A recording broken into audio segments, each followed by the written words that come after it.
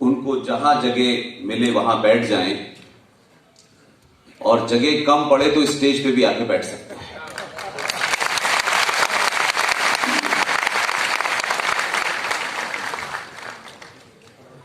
और महाराष्ट्र सरकार के सत्ता के रिप्रेजेंटेटिव पुलिस की वर्दी में हैं, इनको भी सम्मान पूर्वक बिठा दीजिए क्योंकि ये अपनी ड्यूटी कर रहे हैं। मैं जानता हूं देश के कुछ राज्यों में सरकार के लोग भले ही मेरा भाषण सुनने ना आए, लेकिन उनके रिप्रेजेंटेटिव जरूर आते हैं।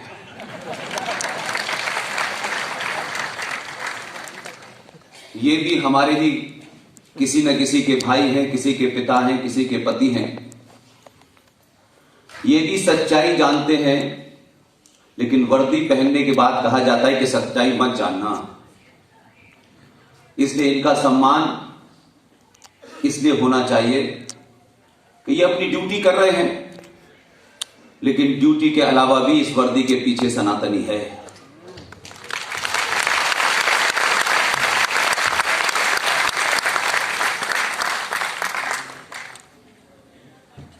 कुछ दिन पहले आप ही के राज्य के एक शहर में था। उस शहर में संभाजी महाराज को किस तरह से मारा गया, बहुत सारे लोग थे। मदन पारिक साहब ने बताया कि कुछ कुछ मैं महाराष्ट्रीय समझ लेता हूं, लेकिन अभी इतना काबिल नहीं हुआ कि पुलिस का नोटिस पढ़ पाऊं। बेचारे बड़े अधिकारी वहां पहुंचे हुए थे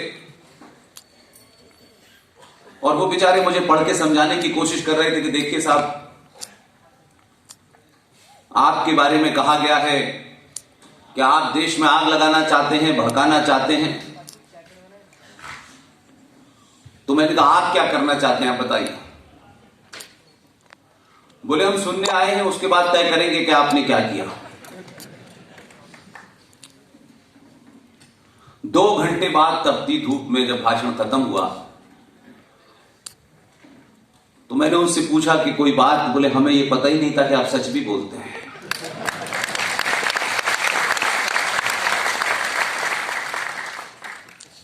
इसलिए सत्ताएं अगर सच से डरने लगे तो ये डर अच्छा है, लगना चाहिए। गजरा फाउंडेशन के संस्थापक मदन भाई पारिक साहब, उनका पूरा परिवार जो इस फाउंडेशन के अधीन जिस कार्यक्रम को आज आयोजित कर रहा है, उनके बड़े बेटे मुझे शिरडी से यहां तक सुरक्षित लाए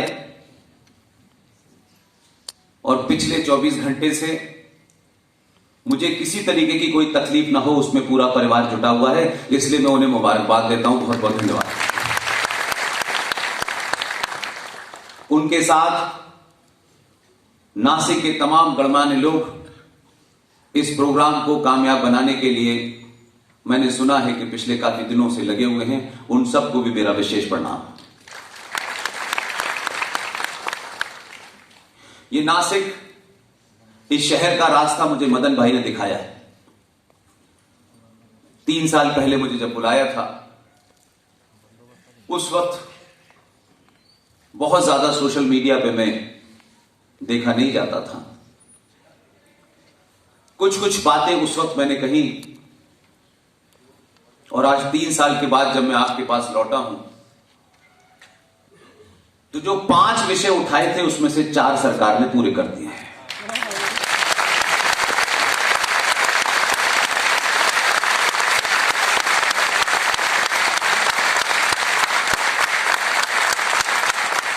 इस किसी भी विषय में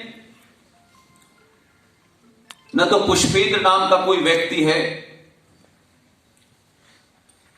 मेरी जात क्या है, मेरी पार्टी क्या है, मेरा संगठन क्या है, ये मुद्दे मेरे थे, देश के थे या राष्ट्र के थे। लिहाजा ऐसे मुद्दे जो राष्ट्र की सभ्यताओं को जिंदा रखने के लिए उठाए जाते हैं, उन मुद्दों से बड़ी कोई सरकार नहीं होती है। इसलिए मैं खुश हूं, कुछ मुद्दों को लेकर के पूरे देश में मैं और मेरी पूरी टीम जगह जगह लोगों को उनकी क्या स्थिति है, इसके कारण क्या हो रहा है, पूरे देश में एक जागरण चल रहा है। और आपसे आज, क्योंकि जब पिछली बार आया था तब भी एक भी सीट खाली नहीं थी, और इस बात तो एक्स्ट्रा सीटें लगानी पड़ी हैं।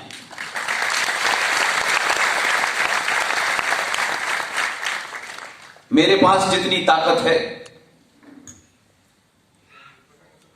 आपको भरोसा दिलाना चाहता हूं, कुछ मुद्दे जो राष्ट्र के लिए एक बड़ी चुनौती हैं, उन मुद्दों को एक बार फिर यहां से उतनी ही ताकत में बोलूंगा जितनी ताकत में पिछली बार बोला था। और वो लड़ाई आधी हम जीत चुके हैं। शायद उसमें नासिक की कमी पड़ रही थी, इसलिए मुझे मदन भाई ने यहां बुलाया। मुझे पूरी उम्मीद है ये मुद्दे किसी पार्टी के नहीं हैं, ये किसी के खिलाफ नहीं हैं, किसी के पक्ष में नहीं हैं। ये मुद्दे हजारों हजारों साल पुरानी सनातन संस्कृति को बचाने वाले मुद्दे हैं। राजनेता सत्ताएं अपने स्वार्थ के लिए आधा सच कभी पूरा झूठ बताती,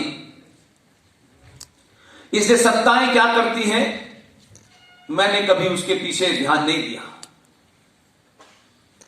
क्योंकि आज भी हम ये मानते हैं, खासतौर से सनातनी हिंदू समाज ये मानता है, और यहीं से उसके तकलीफों का सफर शुरू होता है। उसे लगता है कि दुनिया में सबसे ताकतवर चीज सत्ता होती है, और सत्ता ही सब कुछ कर सकती है। और जब हम ये कहते हैं तो हमें अपनी आंतरिक और बाहरी शक्ति का बोध नहीं होता। दुनिया में जितने भी राष्ट्र हैं, जब वो सरकारों के ऊपर डिपेंड हो जाते हैं तो राष्ट्र समाप्त होने लगता है। इसलिए आज मैं कोई नया विचार नहीं आपके सामने रखने आया हूं। आपने या मैंने या मेरे पूर्वजों ने किन्हीं कारणों से, सत्ता के डर से, सत्ता से कुछ प्राप्त हो जाए, कोई बड़ा पुरस्कार मिल जाए, गवर्नरशिप मिल जाए, राज्यसभा की सीट मिल जाए, किसी कमीशन का चेयरमैनशिप मिल जाए, इन लालचों के कारण जो कुछ हमारे सामने हो रहा है, हमने उस पर भी सच बोलना ठीक नहीं समझा। इसलिए एक बनी बनाई व्यवस्था, उसी को हमने आगे चलाया। और हमारी सबसे बड़ी भूल यह है कि हम ये मानने लगे हैं कि पैसे वाला और सत्ता पे बैठने वाला ज्ञानी होता है। पैसा कोई भी कमा सकता है, पैसे का सरस्वती से कोई संबंध नहीं होता। और जो सत्ता में जाते हैं,